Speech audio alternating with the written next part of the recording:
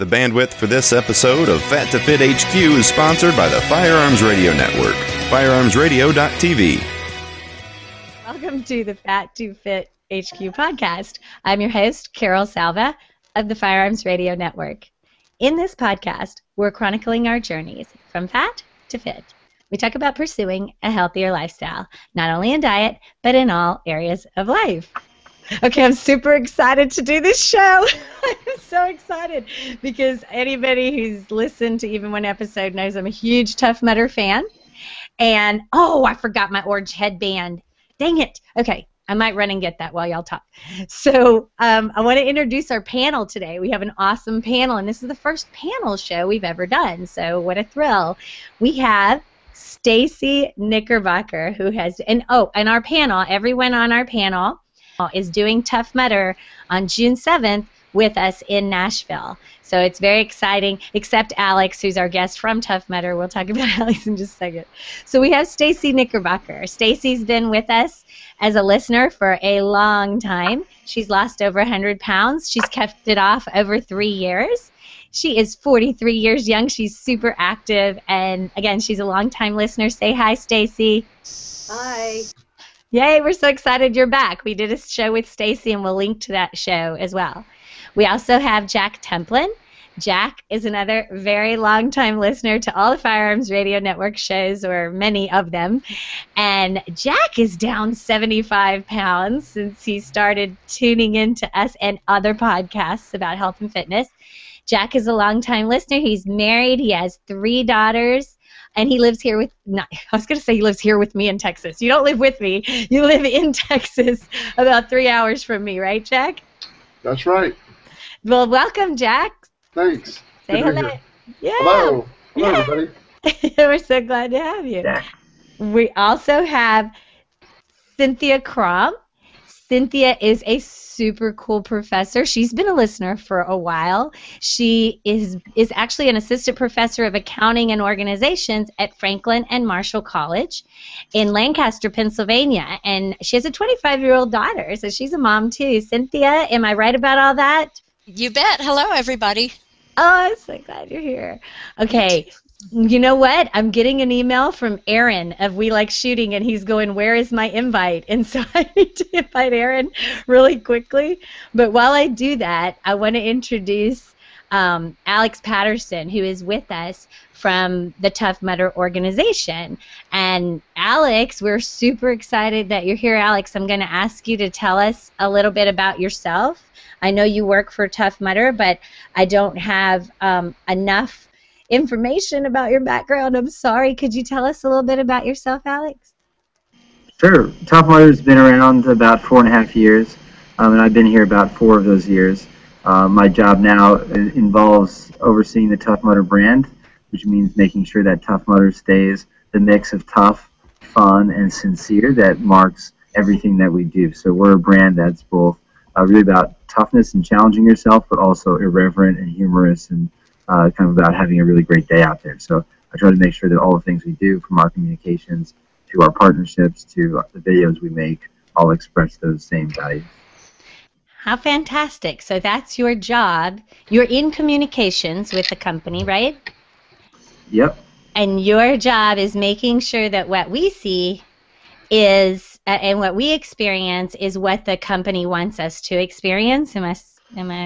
Yeah, the short way I put it is I make sure that Tough Mudder stays Tough Mudder. Well, we can help you with that.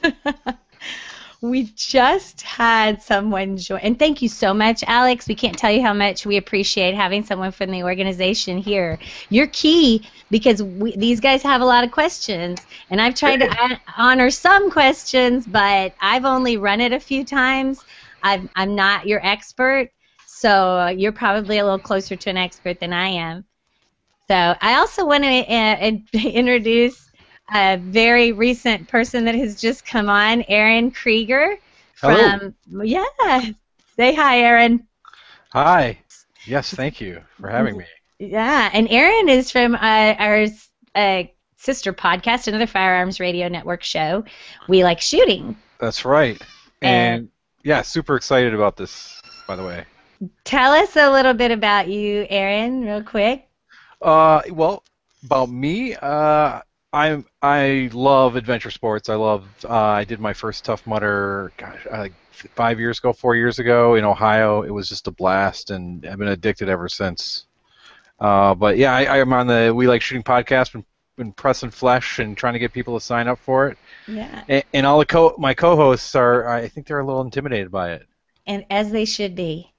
As they should be, because we're going to have something they don't have. See that orange headband Alex is wearing?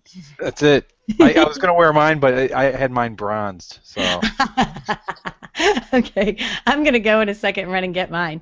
But we're going to do this panel style, and Aaron, I know you're an old pro at that. So we're going to kind of go through one by one and ask Alex some questions. These guys have Aaron and I are the only two people I believe on our team. We have 12 people on our team, and I think Aaron and I are the only ones who've ever done a Tough Mudder before. So I know I get the same kind of questions over and over again, but I think they'd feel much more secure if they asked you, Alex. Sure. Okay, great. Stacy, why don't we start with you? What is the most burning question that you have about this run? As you know, I had an injury a while back and I hurt my knee, and I'm finally able to do a run walk, but I'm not going to be able to do very many of the obstacles, and I just want to make sure that it's okay to still go and do the running part and be there for my team and do the obstacles that I can. Sure. Absolutely, the answer to that question is yes. We don't prescribe that anyone has to do any of the obstacles that they don't feel comfortable doing. It's ultimately a challenge. It's not a race. Every Tough Mudder takes a pledge to that effect. Very early on in the company, the CEO, Will Dean of our company, got an email from a wounded veteran who asked the same question and said that due to my prosthetic leg, I may not be able to do all the obstacles, especially the really deep mud obstacles. Is it okay for me to go around them? And it just really underscored the point in our CEO's mind that Tough Mudder should never be a race. It should be a challenge. It should be about completing it with your team, getting to the finish line, drinking that beer, celebrating the accomplishment, but not needing to check every box along the way and not needing to compete with other people. So the answer to your question is definitely yes. As long as you kind of get around the course, you definitely earn your orange headband. It's long and hard enough, even if you go around one or two of the obstacles. And that's also for safety's sake. You know, we make some words in the beginning at the start line speech that if you've had a history of heart trouble, you know, don't go through the electric shock obstacles. If you can't swim, don't go in the water obstacles. You know, if you have bad knees, don't go over the walls where you're going to be dropping from the top of the 10-foot wall. So Tough Mudder is a challenge that has a challenge for everybody. It's not necessary to try to complete every single obstacle. It's just enough that you're out there. I beat that drum all the time because as much as I wish I could do every obstacle, I really just can't. I have shoulder issues, and it would just be unwise for me to really try to kill it on some of the things that I know are just an unwise thing for me to do. But the adrenaline is pumping that day, Alex. True.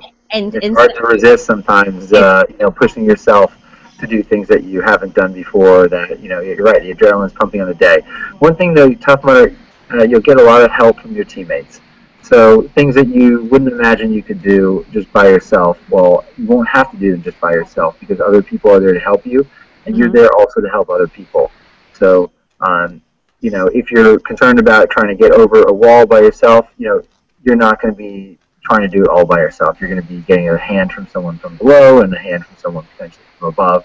So it's possible for you to complete some things you didn't think you'd be able to do. But at the same time, you know, you should proceed with caution. It is a dangerous event, and so you should be wise about that. As my dad always says, discretion is the better part of valor. You know, live to fight another day. right. So the most important thing is drinking your beer at the end. So we want you not to get there. You guys still giving out free tattoos at the end? Yeah, it depends on local law whether we can basically set up a tattoo parlor at the event itself.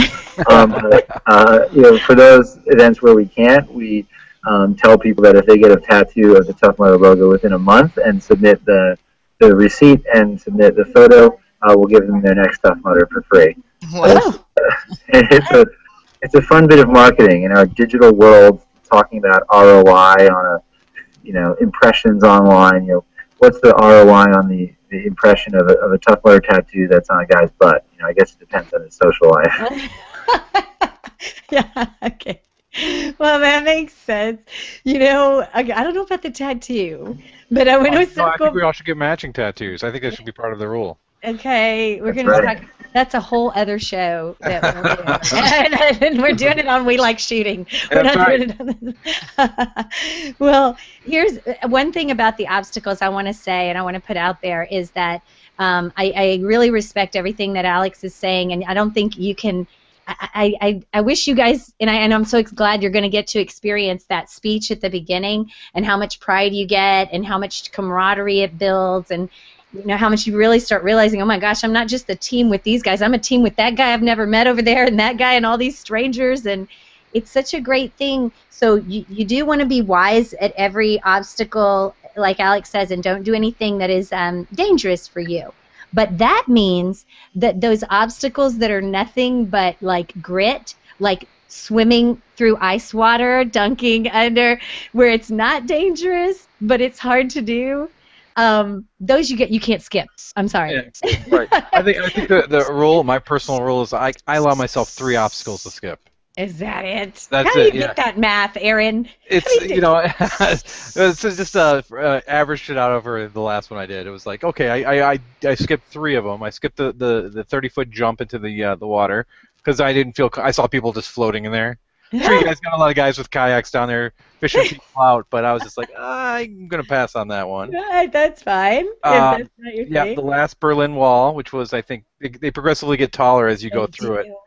Yeah, I spent all my time throwing people over, you know, because like you were talking about earlier, is you're helping people you've never even met before, and I'm tossing people over that like 12-foot Berlin Wall, and I'm a big guy, and I'm not that tall, so I'm like, you know, looking just trying to scramble up the wall. I'm just like, I'm just gonna go around this one. Yeah, I've done I've earned my orange headband at Right. this hour of the day. Right, and there was one other one. Oh, you know what? It was the avalanche. We don't have that. We haven't had that. The big is it? I believe it's called the avalanche. It's the Oh the yeah, big the curved half ramp. pipe. The Yeah. half Oh pipe. yeah, Everest. Everest, thank you. Yeah, and People I got. fall off the top on you. It's called the avalanche, I guess. I made it to the top. I had someone holding me, you know, and they're trying to pull me up, and I made it up there twice, and just being the bigger guy that I am, they were unable to pull me, and I'm like, I don't want anyone else getting hurt on my account, so I went around it. So those are the 3 I skipped. We'll hold you to it, Aaron Krieger. Perfect. Yay. Okay. And I'm growing a beard out for it too, so I look like. Awesome. I might do that. I might do that too, because you guys are good with your beards. Okay, Jack Templin. Okay, Stacy, do you feel like more comfortable about that now? Because I know you've got the distance and the stamina and everything down, but you don't want to get re-injured. Right. Yeah, I feel a lot better now. Not that, you know, you saying it didn't mean anything, but, you know, hearing it from somebody else helps. Yay! I'm glad. Okay, Mr. Jack Templin, I want to say real quick before Jack comes in with his questions. Jack was like, not sure about this, not sure about this, not sure about this, and then I invited him to Houston for an obstacle, just kind of a small obstacle course outside of a gym where I work out. And he killed it. He killed everything. He did so great, and he was fired up. And I think he found, and you tell me if I'm wrong, Jack, that these things are more fun than they are tough. They're tough, but as fun as they are tough. How is your experience? Yeah, absolutely. I think it's more about the challenge, and I had a blast doing it. And you know, I don't know how easy it is to go around things when it's my personality is such that I'll stay there all day until someone drags, you know. But as Carol can attest, Yeah. but doesn't mean I'll actually get it done. But it's I'm glad that we'll be able to get some help. Yeah, but it was great. It was great to see you go from, I don't know if this is what I should do, to afterwards, oh, I'm totally ready for Tough Mudder now. Totally ready. And they have things in place, right, Alex, where there are a lot of people, like even with Everest, the last time we did it, you got a one shot now. Not every obstacle, but some of the very ones that kind of back up if people are there all day, they told us you can try it once, give it a valiant effort, and then that was your shot. But that was only That's one or right. 2 things. That basically depends on whether a line has begun to form and back up. You know, the conditions are different at every event, especially if that obstacle gets extremely muddy and it's very difficult to get up.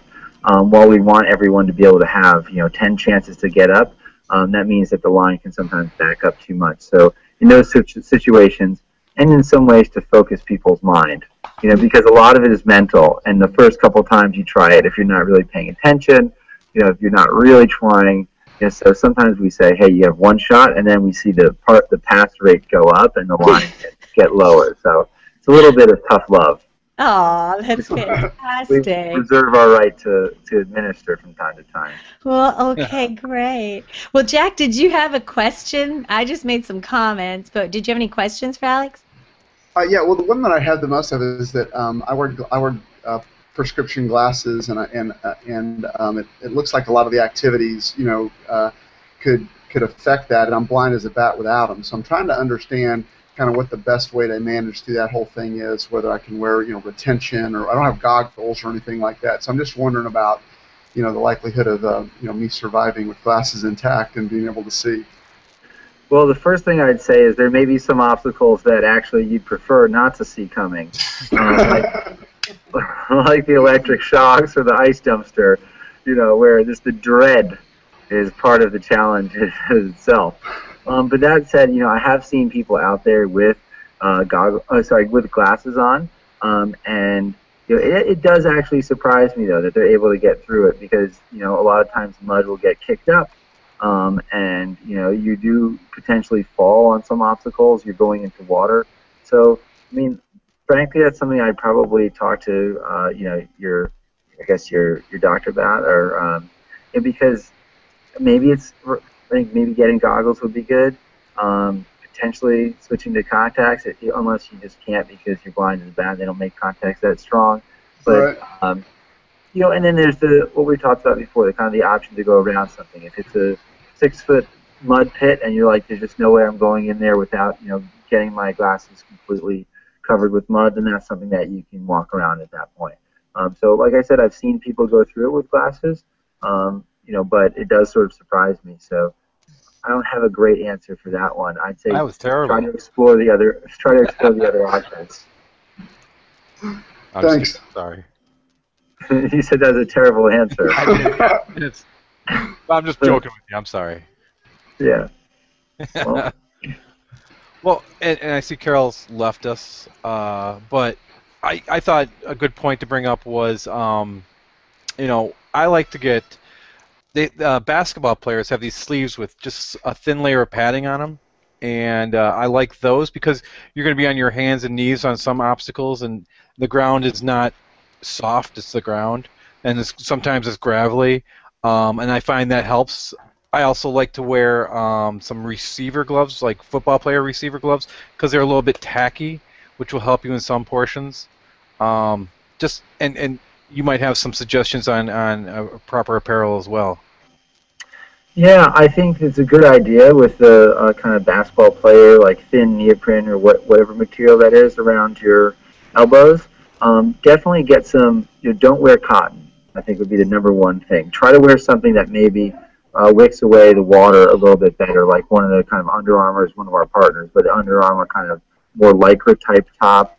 I would probably avoid wearing shorts that have huge pockets, because mud can get in those. Right. And you're not going to be really carrying anything anyway. And so, I see sometimes these young guys with like basketball shorts, but below the knees that have pockets, and I think you're just carrying around excess, material for no reason. So something that's probably above the knee, that's maybe a little bit lighter weight. For the men, I definitely recommend some type of bike shorts underneath, because you're running 10 miles and there's mud and there's stuff, and you just want to a little bit of chafing. Avoid chafing and kind of keep compression in that area, and then certainly get a good pair of trail shoes, or alternately get an old pair of gym shoes that you're willing to kind of ruin. Under Armour makes these really good ones that now they're like high tops. They basically come up the ankle, and so that it prevents some of the mud from getting down into your shoes. You see people stopping by the side of the trail all the time in order to fish the rocks out of their sneakers. Gloves, I think it's more of an individual choice. Right. I don't really go with gloves because I feel that your hands can get cold if those gloves are sort of more made of cloth. On some occasions, I've worn like neoprene gloves, but it's definitely an individual thing. You see some people wearing gloves, and then at some obstacles taking them off and then putting them back on. So that's one that's just kind of an individual one. And then I kind of honestly say try to wear something that's maybe a little bit on the darker side, like black, because if it's a cold day and then the sun comes out, you do want to warm up as quickly as you can. But at the same time, people have a lot of fun making up team T-shirts. Oh yeah. That they say I saw in a Facebook album recently someone with a team T-shirt that said, "If you can read this," it's on the back of the T-shirt. "If you can read this, turn me over because I'm face down in the mud." Every single pun imaginable on mud. Tough Mudder effers.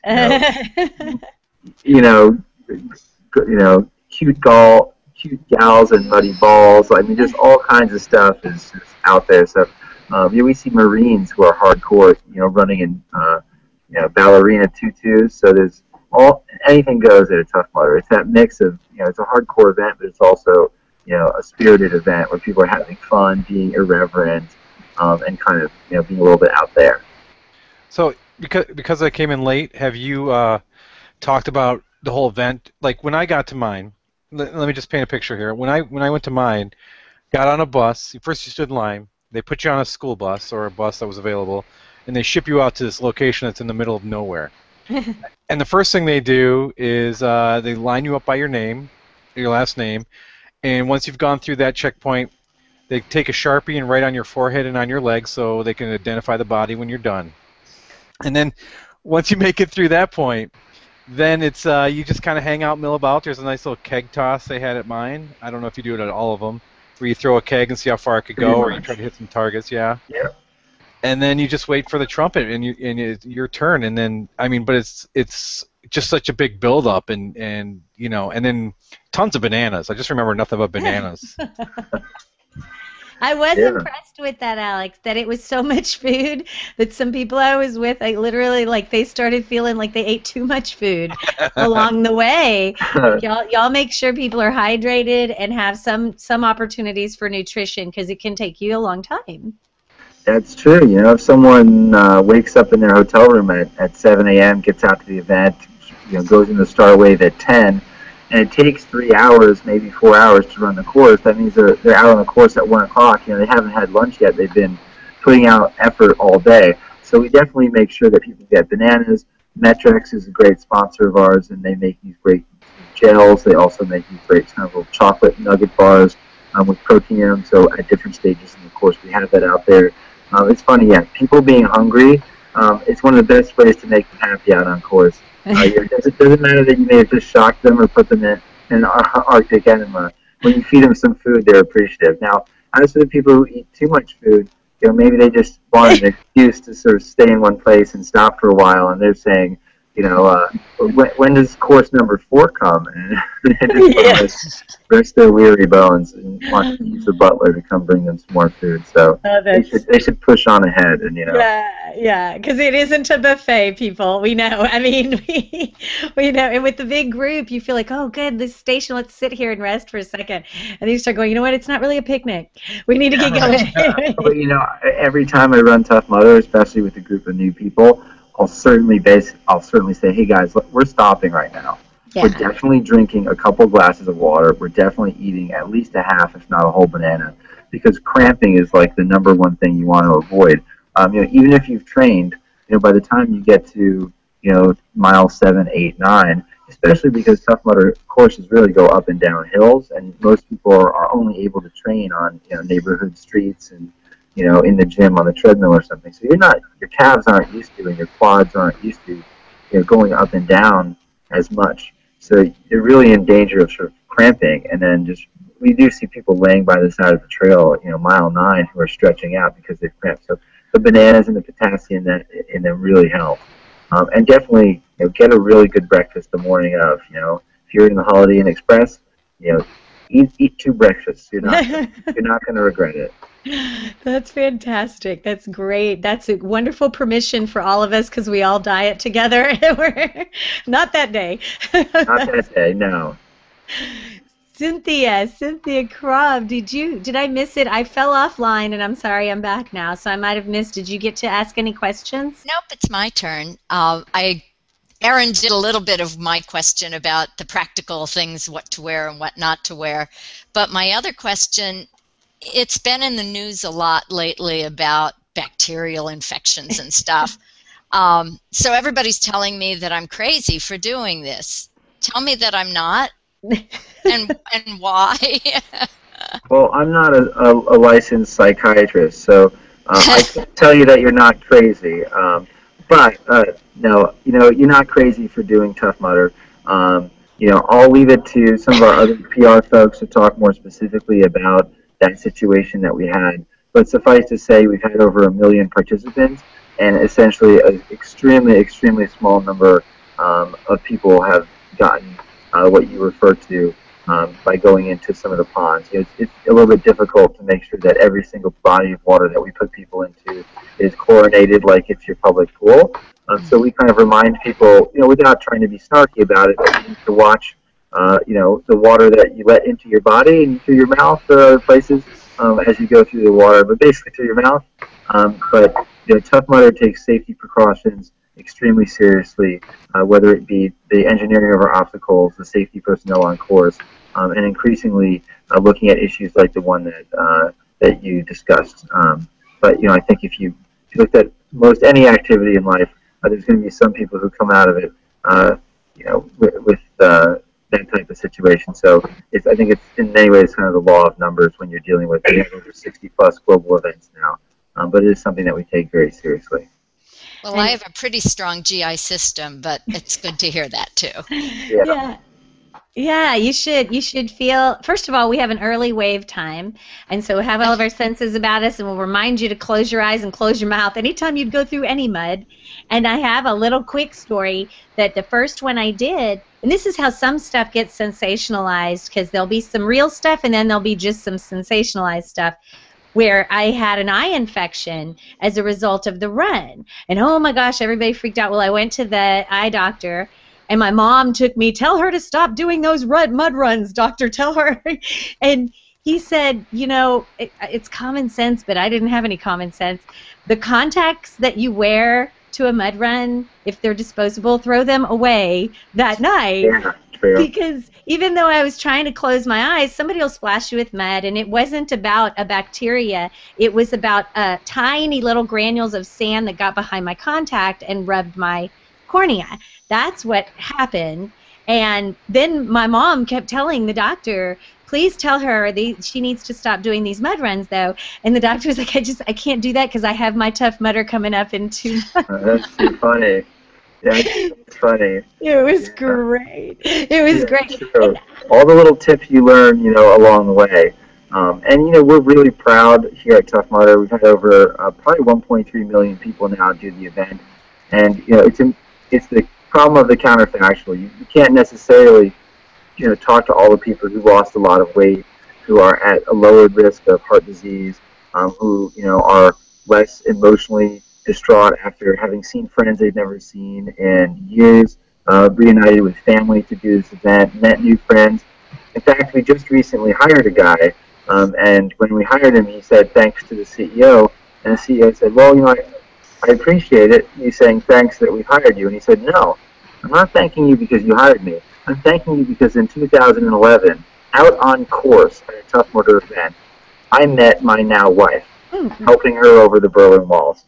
Oh. So thanks for the job, and thanks for letting, putting on the event that made me meet my wife.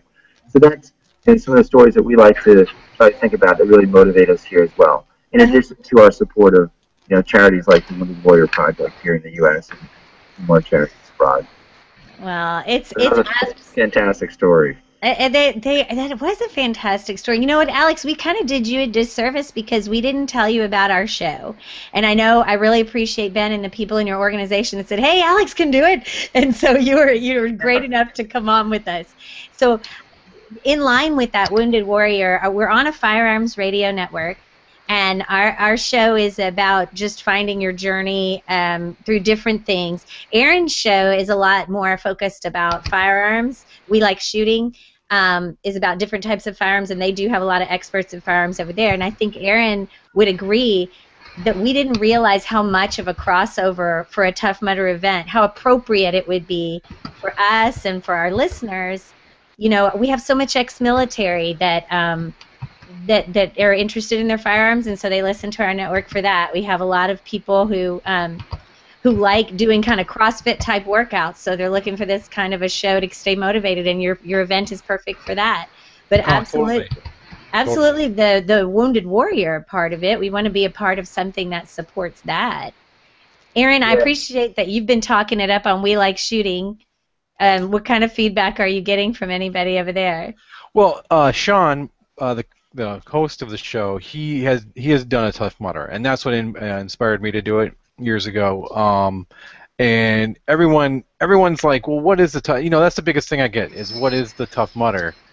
And I say it's the hardest race that you'll ever love, kind of thing. It's you know, and seriously, because I ran it, and I was like exhausted the next day.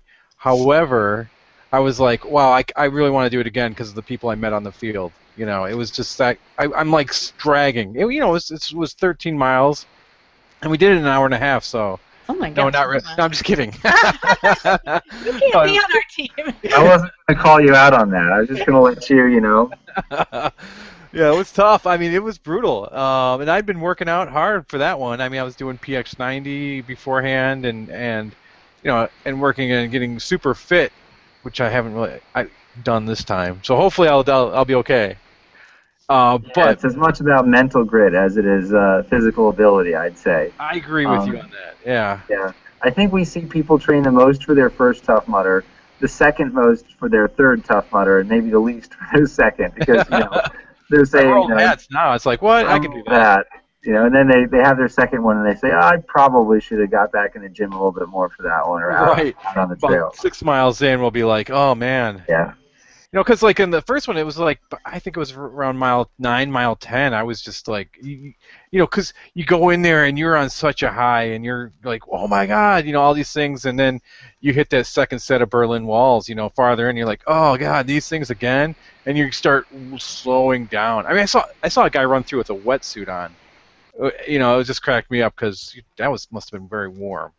Yeah, I mean, some people come, you know, maybe more prepared. Was it a cold event for your? Oh, it was freezing, and it was raining on us on top of it. So it was like, actually, one of our teammates, he dropped out because he got hypothermia along the way. Hypothermia. Oh, wow. Yes, so he didn't get the headband. Yeah, you know, we're trying to move probably more of the events this year, years going forward, you know, into seasons that, you know, we've held a lot in the past, events on the shoulder seasons in the spring and fall, and those can be very variable in terms of the weather. You can get an absolutely beautiful day on a Saturday, and then on a Sunday it can be, you know, really cold and really wet.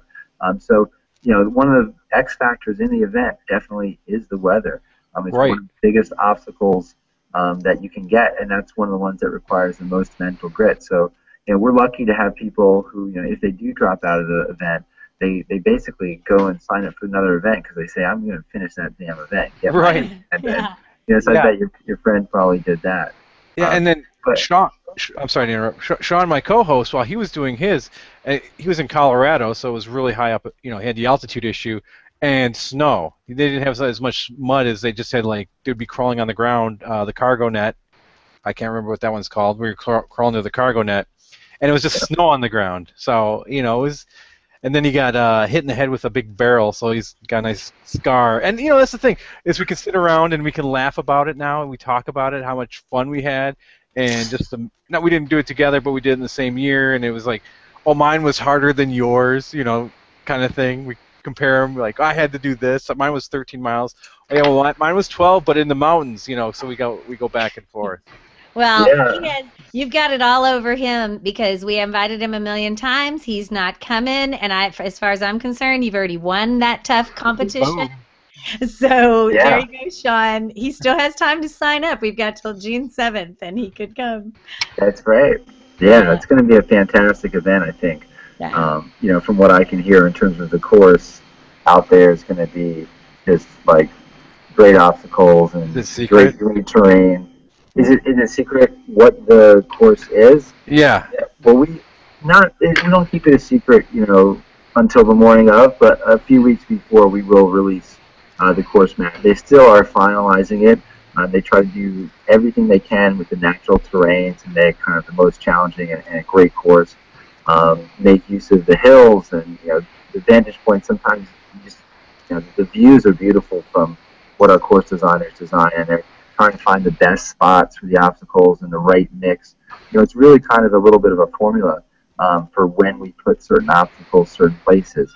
If we're in Florida, we may put the Arctic Enema right there in mile 1, just to give you a bit of like a wake-up call and to make everyone bond together. But if we think it's going to be a cold event going into the week beforehand, we may put Arctic Enema more a little bit at mile 5, just because if you do put it at mile 1, everyone may be completely knocked out of the game, right away and just a little bit too cold. So they're basically like wizards over there in our course department, designing the courses and coming up with new obstacles. We have some fantastic new obstacles this year. We have one that's essentially a 20-foot slide that goes then through a 5-foot wall of flames, and that's for the people we call the Mudder Legion, which is a program for people who have done 2 or more Tough Mudders. So now you become a Tough Mudder and you get your orange headband, but upon your second Tough Mudder, you enter the Mudder Legion, where there's an extra special sort of more or less half mile of course at the end. Call it a pie eating contest, where the Mudder Legion gets another little extra slice of pie. Wow. And on that course, separate half mile, you'll have some probably even tougher obstacles to sort of satiate in some ways the people who are coming back, which is something that we found through talking to our participants. You just Carol, that's you. That's me and Aaron. Yeah. I don't think, Alex, I need any. Legionnaires. I don't know that I need any more satiation after mile 10. I think I'm good. Well, then consider it, the price we enact for those who come back to make sure it's just a little bit more difficult to earn your orange headband in case, it would be too easy to just have you do the same thing again. There you go. I can't have anything over these guys. I guess that's not fair. They need to have something they can laugh at me about. Like, you think, yeah. That's true. And part of it too is we ask people to wear their Tough Mudder headbands when they come back out on course. So it's a little bit of a signal to the people who are their first time around that they can come up to you and say, hey, give me a tip getting across this obstacle, or even literally give me a boost getting over it. It's a bit of a making sure that the people who come back are recognized, but also held to the standard of being leaders out there on course. Awesome. Yeah, I was going to ask about that. If is it like wearing the band's name to the concert kind of thing, or is it? Yeah, kind of. Yep, you better know the words to the song. Fair enough. That's fantastic. Then I have a question. Am I supposed to wear all 3 bands at the same time if this is my 4th? If this is your 4th, I'd say you wear the one that. So wait, have you been to an event this year yet? Probably not. Yes. No, not in 2014. Not in 2014. So what will happen is when you go through the registration process, right afterwards there'll be a tent there, and it'll say Mudder Legion check-in. So since it's your 4th time, you'll go over there, and they'll top you up with the headbands you sort of should have earned. So you get a green one your 2nd time, and you get a blue one your 3rd time, and 4, 5, and 6 is a yellow headband. 6, 7, 8, and 9 is a pink headband, and then at 10, it's an orange and black headband. Consider it sort of the black belt of Tough Mudder if you've done 10-plus Tough Mudders. So they'll top you up, they'll give you your green and give you your blue. You'll then be encouraged to wear your blue out on course. Go through the Legionnaires loop, and when you finish, you'll now be getting your yellow headband for your 4, 5, and 6, since you're now in that category. That's awesome. Yeah, it's great. The coolest thing I've Now, ever what if we heard ran the in my world's life. Yeah, so World's Toughest Mudder is a 24-hour nonstop Tough Mudder. It's basically a bone that we stick in the mouth of our most fervent participants, and they can just keep gnawing on it, and they're never going to be able to break it. If anything, they may break their jaw on it. It's a 24-hour nonstop Tough Mudder. It's as many loops as you can do of a 5-mile Tough Mudder course that has 2 times the number of Tough Mudder obstacles, including debut obstacles for the next year. That people will have never seen before, and basically it's basically a way for us to say to the most ardent supporters of Tough Mudder, hey, go ahead, literally knock yourself out.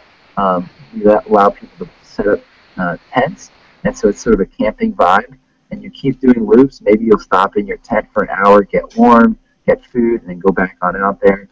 And increasingly, it's becoming a real kind of festival in a way, sort of like the Burning Man at the end of the Tough Mudder season, a real gathering of this Mutter Legion of people coming, reuniting, seeing friends, meeting people from all over the world. We have people flying from Australia, Germany.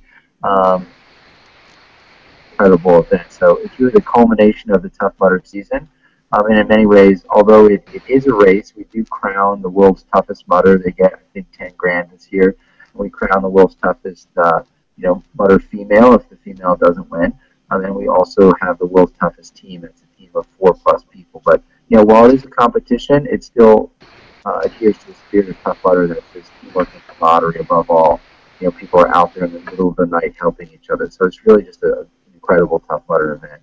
I can't tell you where we're having it this year or the date because we're about to roll it out this week. But pay attention to your email if you're Tough Mudder or our website if you're not on our email list. I was hoping we could get a scoop. So I want to. Always a journalist. Always it's speculation. Is it South Africa? Is it Alaska?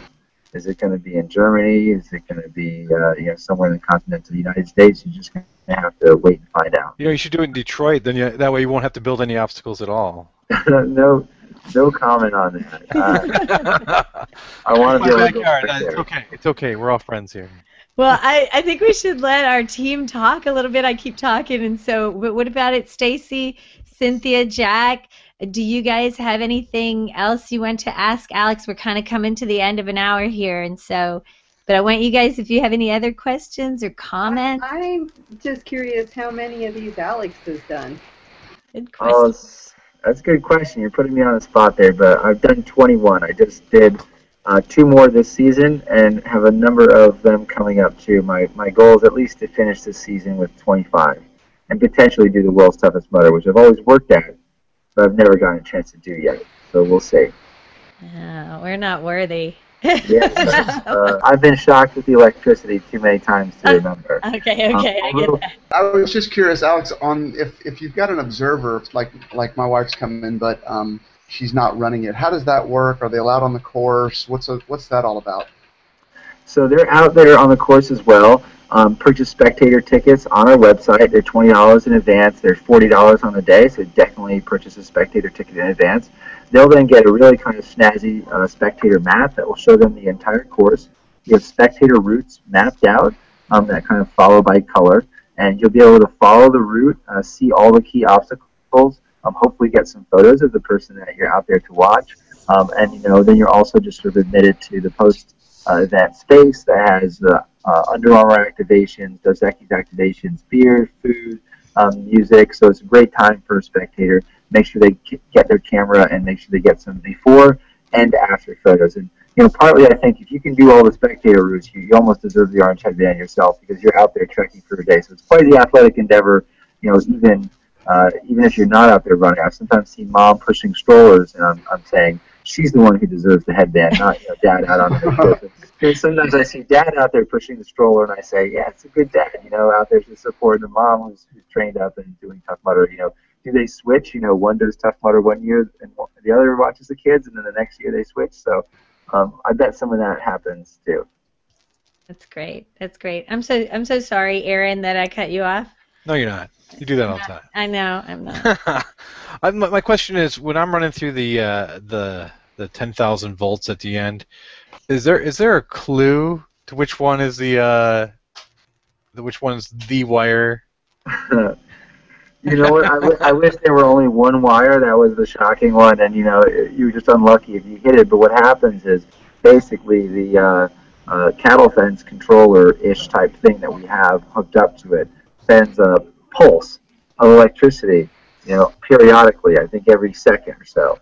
And so all the wires, then the current flows through them. They're all essentially plastic that's threaded with metal. And so it kind of sends this pulse out. And if there are any tips, I would say run to minimize the time in the obstacle. And also kind of run like you're leaping, because when you're standing in muddy water and then hit by electricity, you're extremely conductive. If you're essentially flying through the air like you're prancing in the New York City Ballet, you're less conductive, and so it might not hurt as much. But there's one rule to the electric shock, which is if you're on a team and your teammate or actually any mudder gets stuck in there, because sometimes people get knocked down and then they'll try to get back up and they'll get shocked again, and then they'll just sort of like lie on the ground petrified. Well, it's pretty much mudder rules that you have to go in there and get them, and that's sort of the most mudder courage I've ever seen. Is people look back and their teammate is just stuck in the middle of it, petrified and can't move, and they just run back in, grab them under the arm, and just run back out with them. And that's when you really think that this event is a lot more than a race or anything like that ever could be. It's really about essentially the human spirit. I don't mean to get too corny about it, but it is about courage and helping out the next person. Well, that's funny you say that, because I call it enjoying, like commiserating. There's one where you crawl on your belly through, I think, just a little bit of water, and there's all these little wires dangling. And occasionally some of those wires are live, some are not. And as you're crawling, there's probably 20 other people in the water with you, and the individual to the left of you just got shocked, and you feel it. So it's like, oh, hey, everyone gets to share in it. That's right. I actually remember in that obstacle turning around and going to grab someone's hand and pull them out. And as I pulled them out, they got shocked, and it went right to me. I know. I I know. was done. I thought I was just helping them. But that's an obstacle that's pretty tough. And we've taken a little bit of a different take towards our electric obstacles.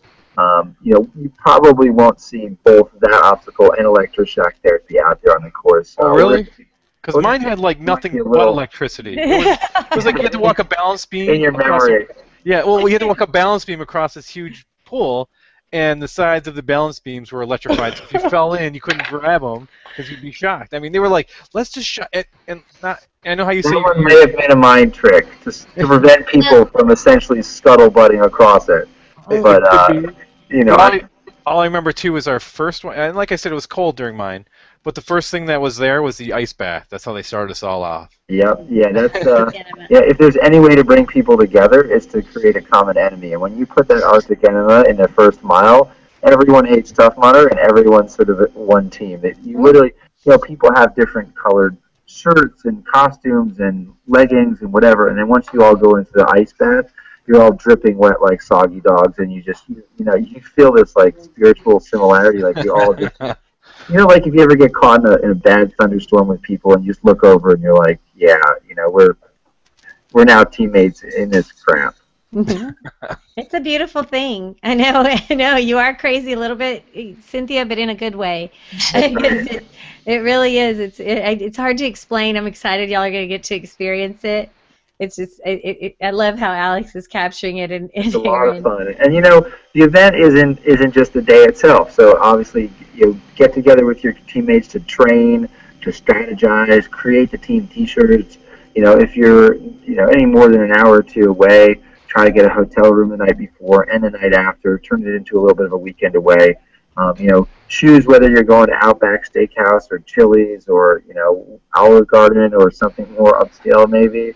And just make a really fun time out of it. Make sure you take a lot of pictures and just enjoy it, because it's a lot more than just that day. So you'll see it's one of those things where you can describe it all you want, but the only way to really know what it is you guys can attest, is to go out there and do it.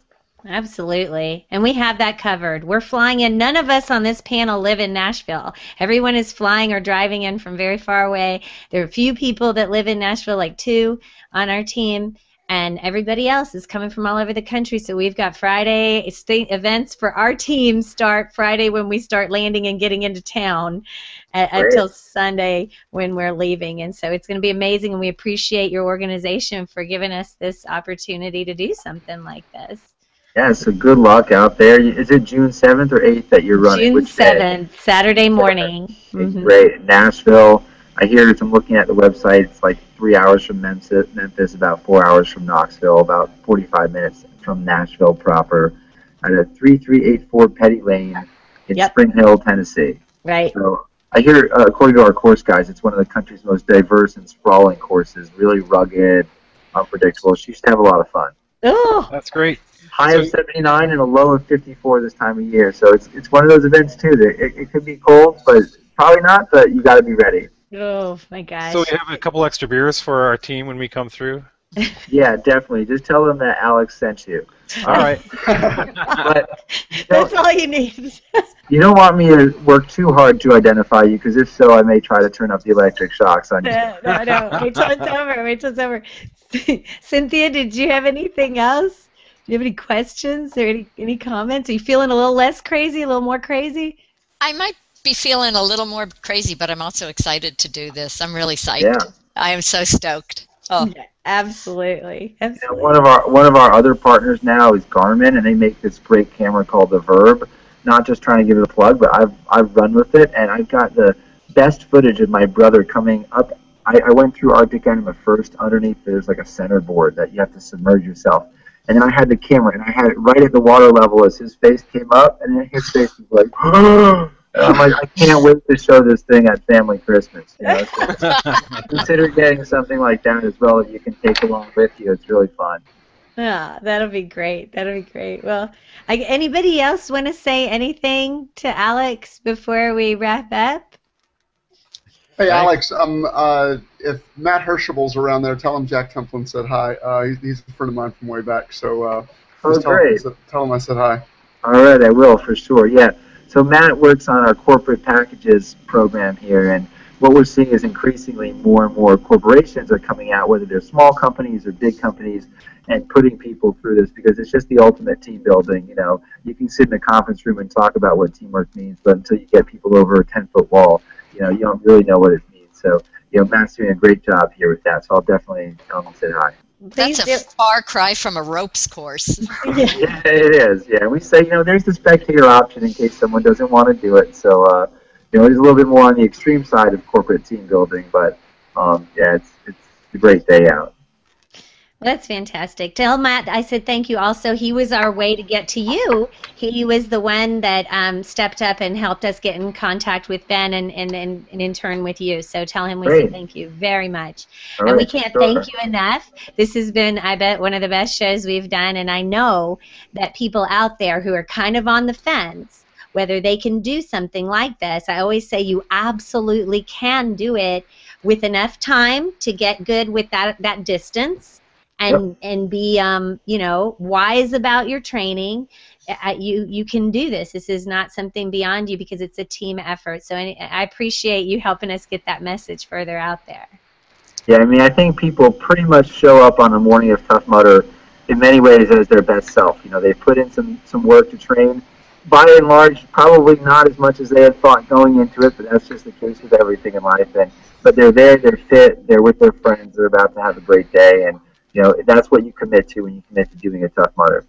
So definitely encourage people. You know, it is a tough event, no doubt, but it's also a doable event if you put in some of that training and if you get the right teammates. So yeah, don't bring any whiners or complainers. You know, you want the guy who goes, you know, it's not that cold. You know, it's really a mental and a personality attitude thing above all to get through the Tough Mudder course. Yeah, absolutely. I'm so excited. I can't stand it. I almost forgot. I want to read really quick, and thank you again, Alex. I want to read really quick just our team names. I mean, everybody who's on our team, because these guys, I really appreciate you guys for being here today to help ask questions that a new person might have. I thank every one of you guys for being here today. But I also want to say we've got Carolina Schmidt, Bill Schmidt, Zeke Stout, Elena Duracell, Aaron Eastridge. We have Shelly Templin as one of our spectators, Jack Templin, Marty Holder, of course, Aaron Krieger, who's here, Cynthia Crom, and Stacy Knickerbocker, who are here. Scott Anderson. Is Scott running it, or he's a spectator, Stacy? He's a spectator. Yay for coming, Scott. Thank you. Lisa Jarman. And I think that's all of us so far. We're trying to still get a few more folks to join us, even if people come out just as spectators. If they just want to come out to be on the, you know, on the course, it's $20, and it's a great meetup for folks who want to hang out with us that day. But thank you, everybody. Thank you guys very much, and thanks so much to all of our team. We are going to have a blast. Yeah, have a great time. Okay, we will. We're going to say goodbye if everybody's good. Thank you. All Thanks. set. Bye, Carol. Bye, everybody. Thank you, everybody. Okay, bye-bye. Bye-bye. Bye. Okay, for real. What are you waiting for? Come on, sign up. Come down even as a spectator or sign up for something. You know, we'd love to have you. We'd love to see you. Even Friday night before the run, you know, or we're going to be meeting up somewhere in Nashville to get out to eat or something. Or you could come as a spectator for $20 and be on the course for the after party, which would be a blast. But if you're not going to be part of this event, are there events out there that you could do wisely that would up your game, up your fitness game, up your motivation, that whole teamwork, camaraderie thing? Is that something that appeals to you? It appeals to most. And I know there are different levels of things, you know. We talk about how we can take this, the toughest event on the planet, and we can do it wisely. But you can also do, you know, a 5K, and you can walk it. And you can walk it with friends, and you can put it out there, and what an awesome goal. So again, thank you to Alex Patterson and the Tough Mudder organization for coming and helping us get super fired up. I want to shout out to Caroline Miner that I'm so proud that she earned her orange headband, but I'm going to have a different color headband, okay? Just got to get that in there. Okay, so you guys, you know, the whole Gun Runner team, you guys are rock stars. Cannot wait to run with you. Everybody, please go to our show notes today. They are at the website fat2fithq.com/092, and you will find ways to connect with us in My Fitness Pal and in our Fat to Fitbitter group. If you have a Fitbit, if you don't have a Fitbit, there on our website, click through our affiliate link. It doesn't cost you anything extra, but it will help the show. And so then also we've got a Spark People group that I'm looking for somebody to kind of take over and get that growing. If you're interested in Spark People, that's a wonderful free virtual community as well. And yeah, if you have any questions and send them or feedback, please send that to success@fat2fithq.com. Thank you for all the emails. Thank you for all the correspondence. Thank you to everybody in the community. Oh, next week we have Roger Dickerman, Relentless Roger of Relentless Fitness and Relentless Roger and the Caveman Doctor podcast. I know you're missing that podcast, and so am I. So we have a little fix for you. But they're about to ramp back up. You just tune in next week and you'll hear all about it. So go have a great week. Lots and lots of wonderful health I wish to you. Have a few wonderful days until we chat again. Bye. The podcast you've been listening to has been brought to you by the Firearms Radio Network.